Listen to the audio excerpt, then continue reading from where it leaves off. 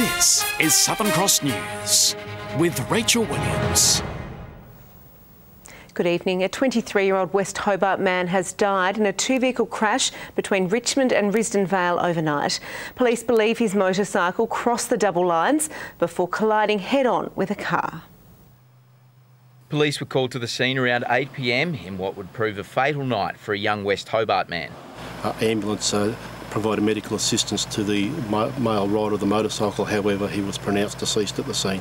Travelling west along Grass Tree Hill Road, halfway between Richmond and Risdon Vale, police say the 23-year-old veered into the eastbound lane and straight into the path of a white Honda CRV. It appears the motorcycle has collided with the front centre of the Honda and has been thrown from the cycle. The 53-year-old Rose Bay driver and her two passengers escaped uninjured before a desperate bid to try and help the motorcyclist. The occupants of the Honda have rendered assistance immediately to the rider of the vehicle, however he was unresponsive. They're obviously very distraught about the whole situation. All three occupants of the vehicle attended the Royal Hobart Hospital and were treated for shock. Police are now investigating the cause of the crash and whether or not alcohol was a contributing factor. At this stage, we're unable to determine that until a corrodial inquest has been conducted and all those factors will be taken into account. The crash brings the state's 2018 road toll to 5, 4 more than this time last year. Tom Cooper, Southern Cross News. Tasmania's political parties are gearing up for campaign mode as anticipation builds for an election date to be announced. There's been almost 6 months of unofficial campaigning as Labor continues to push for a number of hidden reports. This is only the beginning of Tasmania's 2018 state election. Messages set to ramp up with the Premier tipped to call the election as early as tomorrow. Anticipation building for opposition parties. We do know that the Premier's been playing games around the election date for months now. He keeps saying it's going to be in March, but he refuses to say exactly when that date will be. I'm sure that the Liberals are hedging their bets on the election date. I'm sure that they're polling in the community now to see how people are responding. Labor is calling for the government to release a number of hidden reports before voters go to the polls. The full investigation into the Tasmanian Health Service a priority. The independent report done by Deloitte criticised not only the health bureaucracy but also the Minister himself, but the parts of the report that the Minister's released didn't include those criticisms. These matters have been dealt with ad nauseum. We want to focus on our exciting plans for the future. Labor have no plans. But it's Labor's plan to review vacant property tax, sparking the ire of the Treasurer. The opposition today ruling out the tax for Tasmanians, rather a potential sting to foreign investors. We will review what's been taken, measures that have been taken in other states to make sure we can do what we can to keep property prices low for Tasmanians. It is a brutal tax that's been applied in Victoria. It's 1% of the improved capital value, and so if your house is worth $250,000, that's a $2,500 tax. The expense of campaigning is prompting a crowdfunding call by the Jackie Lambie network, a notion already adopted among state parties. For smaller parties, we are outspent by the Liberal Party particularly, which is taking all that money from the gambling industry, and the Labor Party by a very, very significant amount. A free social media network, now a new campaign platform. Jacqueline Robson, Southern Cross News. Firefighters are continuing to battle a blaze burning near the Bass Highway at Sassafras. Helicopters and heavy tankers have been fighting the fire all day. The blaze was first reported at 1:30 this morning.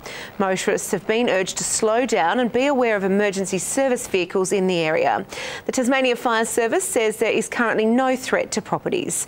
A total fire ban has been declared for all of the South and Central Highlands tomorrow. For most of us, the Rubiks cube is a hard puzzle to crack, but for this 23-year-old, it's taken just seconds. Felix Zemdegs today matched the world record with a time of 4.59 seconds, becoming hooked on the puzzle 10 years ago. I'd seen it and tried to solve it before, but never got close. So I decided to get a cube and learn how to solve it, and since then I just got addicted to it. The world record holder was in Hobart as part of Tasmania's first state championships. After being held on Australia Day for more than 20 years, the Poatina Family Festival this year changed its date. The event was instead held today, with organisers wanting to make the festival more inclusive. Cooling off from the summer sun. I think the clown's helping you all the time. Described as Tasmania's biggest slippery slide, this is the newest addition to the Poatina Festival. It's so much fun and you get soaked. And it's really hot, so you get nice and cool. The free family fun day attended by more than 100 people. And while some soaked up the games, others enjoyed the dangerous attractions. Why did you want to be a tiger? To win the wheelbarrow race. The day's most popular event isn't a walk in the park. In fact, some competitors even train for the annual race. I jog in the mornings, but, you know, it's nothing compared to this. Oh, it's gruelling, especially in this heat. The peace wall fitting with the festival's Aussies Together theme and showing the day is for everyone. It's really special today. It's kind of meaning your hands are open. The Poatina Family Festival has been running since 1996, but today is the first time it hasn't been held on Australia Day. Organisers say they'll possibly hold the event in February or March in the future. With the debate that's going on, we don't want to get into the negatives of that or get political. What we want to do is just stress, let's find a way that everybody's welcome and everybody's at home. A day of fun and inclusion. Monica Dadson at Southern Cross News. Organisers of the Launceston International Tennis Tournament are calling for more ball kids a week out from the competition. Girls and boys had a hit this morning practising their hand-eye coordination for the event. Already 40 ball kids have signed up. A bit of fun and enthusiasm is all we need. We can do the rest. We can train any kid as long as they're over 10 years old, and they can be up to 18. The Launceston International begins next Saturday with qualifying. The main draw starts on Monday. A 56-run effort from Dan Christian has helped the Hobart Hurricanes along to a 185-run total in their must-win clash against the Melbourne Stars at the MCG a short time ago. Darcy Short was gone for a duck in the first over of the match, with George Bailey picking up the pieces before being dismissed on 32. Matthew Wade was the next to fall on 17 before Ben McDermott and Dan Christian spurred on a resurgence, belting some quick boundaries to get the visitors back on track. Meantime, the end of the WBBL season can't come soon enough for the women's side, going down by 7 wickets to the Stars in Melbourne today, ahead of their final game at the MCG tomorrow. Hayley Matthews dodged a big bullet on the very first ball of the match. Well, she doesn't waste any time here. It's down the throat and a drop catch.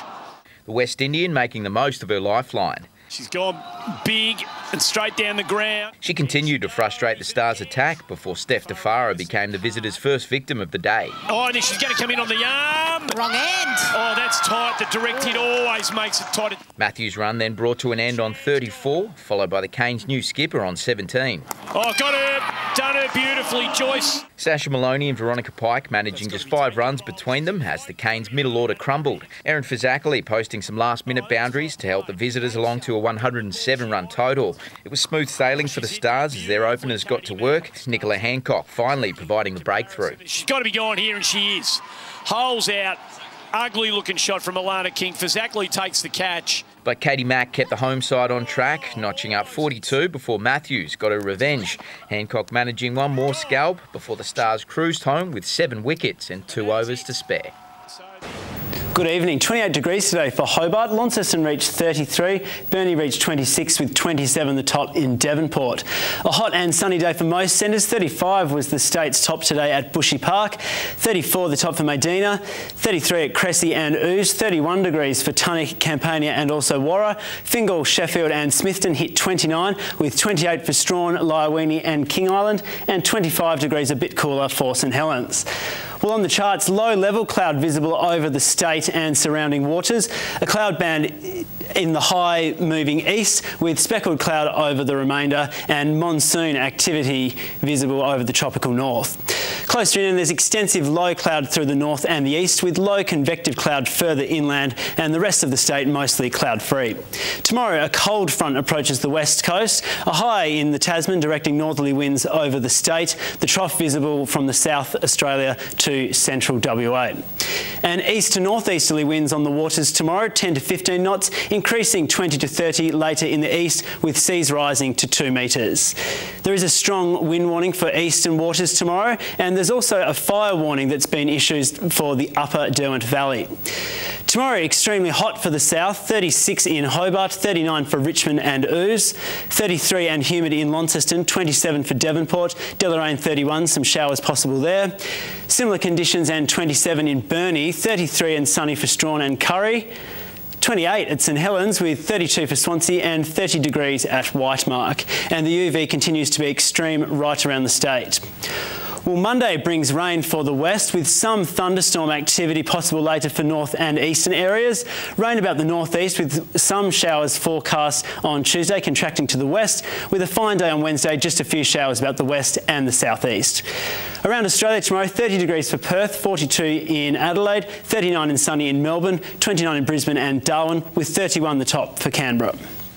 And at the moment, it's 26 for Hobart, a clear night, Launceston 30 and 23 for Devonport. That's all from me, Rach. Wonderful. Thank you for that, Sam.